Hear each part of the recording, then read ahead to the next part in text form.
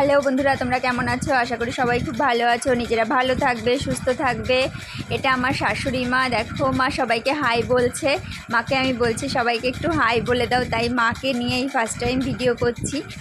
So এই জন্য মাকে বললাম যে তুমি সবাইকে একটু হাই বলে দাও। এখানে আমি আর মা সন্ধ্যাবেলা টিফিন হিসাবে স্বাদের ছাতু। স্বাদের ছাতুটা হয়তো অনেকেই নাম শোনোনি, আমিও বিয়ের আগে জানতাম না যে স্বাদের ছাতু আসলে কি।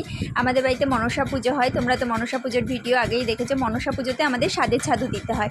স্বাদের ছাতুটা অ্যাকচুয়ালি দেয় হচ্ছে মনসা মঙ্গল কাব্য। তো আমরা সবাই জানি যে মনসা মঙ্গল কাব্যে সনকার 7 মাসের স্বাদ দেওয়া হয়, সেই স্বাদে হচ্ছে এই স্বাদের ছাতু দেওয়া হয়। স্বাদের ছাতুটা কিন্তু নর্মাল ছাতুর মতন না। স্বাদের ছাতু বানাতে লাগে হচ্ছে খই লাগে, গোবিন্দভোগ চাল, আর হচ্ছে তোমার তিল লাগে, আর সঙ্গে দিতে হয় গুড় আর হচ্ছে আদা।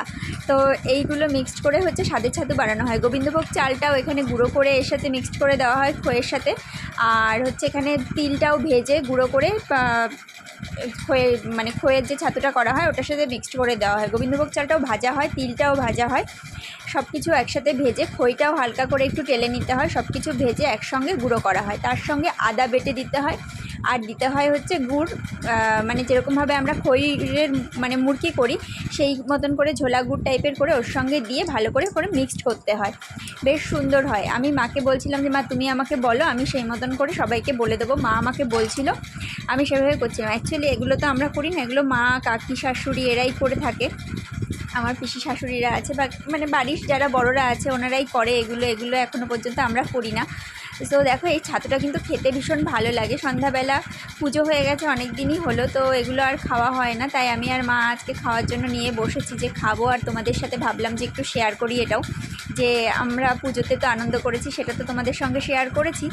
আর তার স্বাদের ছাতুটা কেমন লাগে আমিও তো বিয়ের আগে জানতাম না। সো তোমাদেরও হয়তো এটা বানিয়ে বাড়িতে খেলে তোমাদেরও ভালো লাগবে, তাই ভাবলাম যে তোমাদের সঙ্গে একটু শেয়ার করে দিই, তোমরাও হয়তো বাড়িতে বানিয়ে খেতে পারো। আমরা অ্যাকচুয়ালি এটা পুজো পারপাসে একটু বেশি করে বানাই, মাঝে মধ্যে খাই, থেকে যায়। সো তোমরা এইভাবে করে বাড়িতে বানিয়ে খেও, তোমাদেরও আশা করি ভালো লাগবে। ভিডিওটা ভালো লাগলে চ্যানেলটাতে সাবস্ক্রাইব করো, ভিডিওটাতে একটা লাইক করো। টাটা, বাই বাই বন্ধুরা, সবাই ভালো থেকো। স্বাদের ছাতু বানিয়ে খেও, আমাকে কমেন্ট করে জানিও তোমাদের কেমন লাগলো।